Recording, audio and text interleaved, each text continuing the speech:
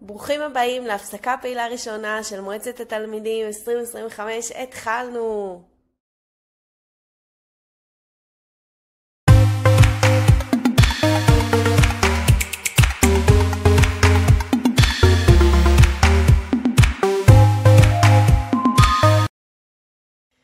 אז שלום לכל המורים ולכל התלמידים.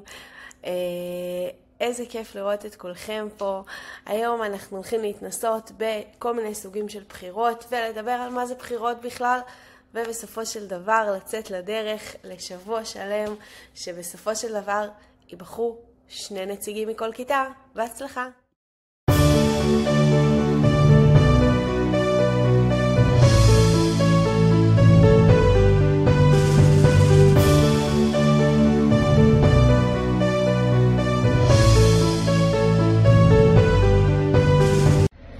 בחירות במועצת התלמידים נעשות במטרה שכל תלמיד ישמיע את קולו, ישפיע על כל מה שקורה בבית הספר, ויקח אחריות על עצמו ועל הקהילה שלו.